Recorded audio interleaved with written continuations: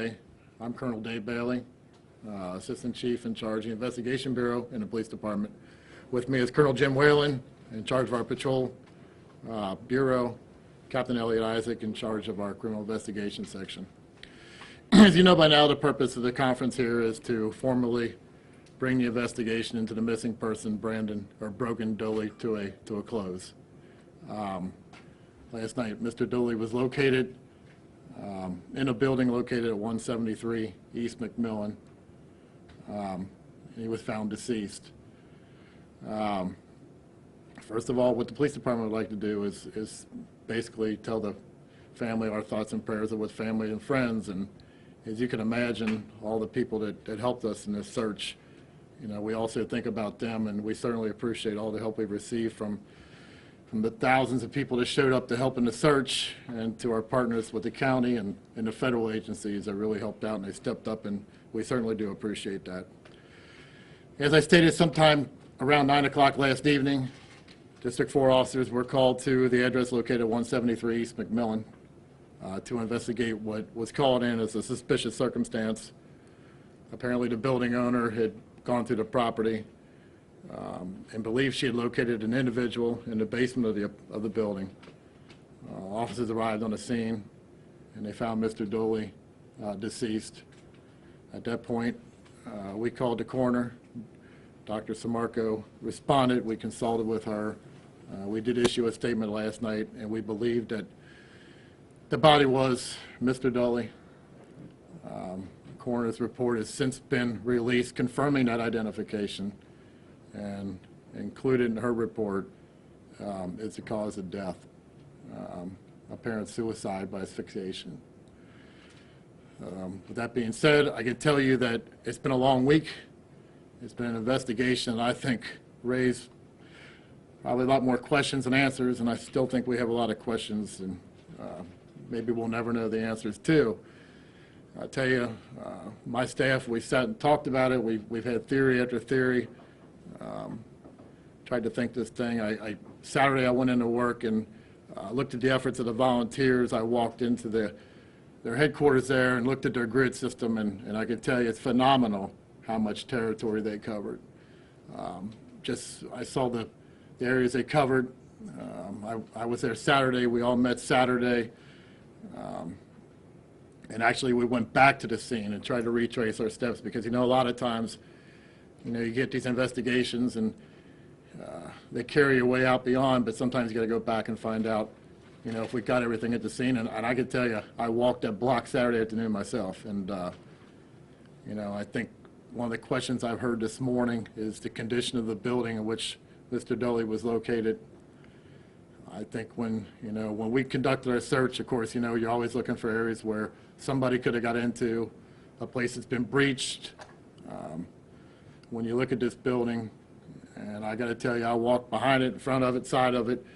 When you looked at it, it appeared that there was people in there. There wasn't no breach, obvious breach that we could tell where somebody could have made entry. In fact, there's glass block windows in the basement, and it does appear that people are working out there. So do we wish that we could have got in there and brought this to a close sooner? We certainly do, but, you know, at what point can you, we made many attempts to try to contact somebody inside the building, and we weren't successful at doing that till last night, which led us to Mr. Dulle and brought the incident to an unfortunate close. I think that's all I really have pertaining to what's transpired. Anybody have any questions? Do you have any idea how he got in that building? We do have a theory that he was able to navigate a fire escape and breach a window at the top of the building and make his way to the basement. Construction manager on that job, I was in the back of that building. The fire escape ladder, the pull-down part of that is chained and locked. Getting up there would be a pretty significant feat. Agreed. We went back and we looked at it too. We understand that it would be, unless somebody was in outstanding condition, was able to do that, and proven that they were able to do something like that in the past. And from all indications, Mr. Dulle, with his swimming background and his physical ability, could have well navigated that and made it inside the building. There are reports that he was found with a crowbar and a bottle of wine. Is that true? There was a crowbar that was located inside the third floor window of the building, which we believe he used to gain entry. There was a bottle of wine located within the basement area. How did he climb up there with those things? Or did he? That's something we probably won't know. Did he, any sense of when he got into that building or when that window was broken? Are they necessarily, can you tell if they're directly, I mean, logically they're fine, but nobody saw that broken window. And I grant you, it's way up there and it's a pretty obscure spot. But if he went up there at night, his phone was never found, right? No. So he doesn't have a light from the phone. Was there any flashlight found? From the video, and I think we've looked at the video, we know that that evening he returned home somewhere after 2 o'clock. He went back out allegedly to find his telephone. We're certain he walked westbound of McMillan in an effort to find that phone, and we're certain he returned eastbound of McMillan, making his way back toward his apartment building.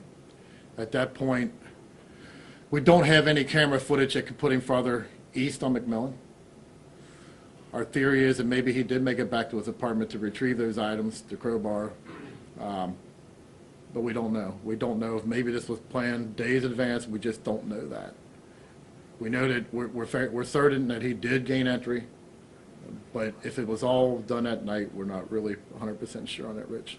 Is there any reason to think he was completely by himself in the course of this, or there might have been someone else there in conjunction? We believe he was by himself. You said last night there was no sign of a note, and I know you guys have been trying to get into his computer to see if there was any kind of indication of why he would do this. Any luck with that? I don't think we had anything that turned up on examination of the computers. I think one of them actually had nothing in it because he only had possession of it for just over a week, and there was nothing in it. No note. You're right, there was no note, but that's not uncommon. So no note, and we didn't uncover any motive electronically. Was there any kind of an event or anything that led up to this argument with somebody? So, Just don't have that. I mean, that's been the question we've been asking ourselves all week. You know, what triggered the activity? If, you know, whether he was, you know, took some time off and left all of a sudden, or what? We just, you know, we couldn't establish that. Did the family say anything indicating, you know, certain mental status or anything that would bring him to do this? No, and I think Colonel Whalen talked about it earlier in the week. You know, as a 21-year-old that's confused about life's direction and the problems that a 21-year-old may have, but certainly nothing that would, you know, trigger this type of behavior. How long do you think he had been there? The coroner, Do you think he'd been there from the time he went missing? the coroner indicated that the state of the body would indicate that. Did I hear you correctly to say that CPD tried to reach out to the owner or the manager of that property a few times, and then it was only last night that you were able to get a hold of this individual to get in, or was it a situation where the owner or the manager went in of their own volition and then happened to cross Dulle's body? We believe the owner or representatives have been in the building several times throughout the week. We had tried to make contact with somebody inside the building. The building wasn't open from what we could tell. There was no entry points to the building, and the third floor window being completely knocked out didn't reveal any jagged edges or anything that would certainly suggest there was a breach. Our investigators were trying to locate somebody that was either taking care of the building, renovating the building. We were not successful at doing that to get in. Somebody did show up last night at 9 o'clock and thought that they had somebody was trespassing inside and called District 4. So what was happening with the building? We heard first that it was vacant and then that it's not, and then it's being renovated. So where's that stand? I kind of think we're confused on the issue too. I mean, it looks like there is some work being done, but then we're getting conflicting reports. It wasn't too long ago that people were in there. We do believe that somebody was using it as an off-hours office maybe, Medical supply. like a medical supply business operating there on a limited, schedule. So we believe somebody's using the building, and when you look at the front of it, I'm sure you all seen the building, and I think my thought the other day was when I went past it that I thought it was some type of a medical office or something, and it looked to be intact, and I happened to notice the glass block windows in the basement and thought that somebody did that intentionally to fortify it, which is typically what contractors do. Can you talk about, and since it's wrapped up from your standpoint, I hope you can, more clearly where and how the body was found? What I'm wrestling with here is, according to people I've talked to, they discussed that building with either the guys that were kind of sort of working on it, although they say they hadn't been in there for a few weeks. But how the body's in that house, and maybe people are coming and going, but the body is in such a place that nobody notices it? Basement level, in a corner, dark lighting. Unless there was any reason somebody would go into that basement. Keep in mind that this weather, the basement was quite a bit cooler than what it would normally be throughout the rest of the building. Damp. Unless you could get to the light, turn it on for any specific reason, you're not going to see much down there. Matter of fact, our caller didn't know what she saw when she saw it. She was confused about what was there. She reacted to a visual, not an odor? Thought she had an intruder on her hands. So she saw what she thought was somebody in it, Mhm. and it was something. Mhm. What was used, was this something he brought with him? Was it a rope, a cord, or what? Can you tell us what was used? We don't know where. It was some type of a